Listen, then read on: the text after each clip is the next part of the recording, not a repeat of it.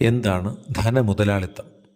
Banking, insurance പോലുള്ള ധനകാര്യ സ്ഥാപനങ്ങൾ മുഖ്യ പങ്ക് വഹിക്കുന്ന സമ്പദ് വ്യവസ്ഥയാണ് ധനമുതലാളിത്തം.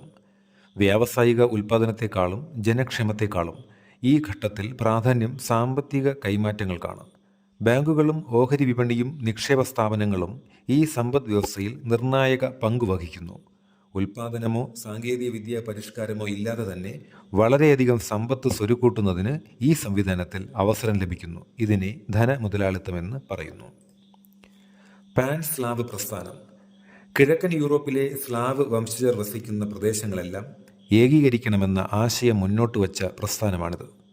ബാൽക്കൺ രാജ്യമായ സെർബിയ ഇതിന് നേതൃത്വം നൽകി. ഈ പ്രസ്ഥാനത്തെ റഷ്യ പിന്തുണച്ചു. ഇതാണ് പാൻ സ്ലാവ് പ്രസ്ഥാനം. പാൻ ജർമ്മൻ പ്രസ്ഥാനം. ജർമ്മനിയുടെ നേതൃത്വത്തിൽ ആരംഭിച്ച പ്രസ്ഥാനമാണ് പാൻ ജർമ്മൻ പ്രസ്ഥാനം.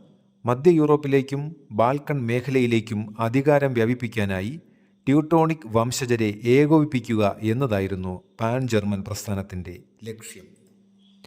ശീതസമരം അഥവാ കോൾഡ് വാർ. രണ്ടാം ലോക യുദ്ധാനന്തരം മുതലാളിത്ത രാജ്യങ്ങൾ അമേരിക്കയുടെയും സോഷ്യലിസ്റ്റ് രാജ്യങ്ങൾ സോവിയറ്റ് യൂണിയൻ്റെയും നേതൃത്വത്തിൽ പിന്തുടർന്ന ആശയപരമായ ഏറ്റുമുട്ടലാണ് ശീതസമരം.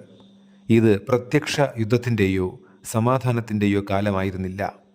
ഈ രണ്ടു ചേരിയിലും പെടാത്ത രാജ്യങ്ങളുടെ കൂട്ടായ്മയാണ് ചേരിചേരാ പ്രസ്ഥാനം.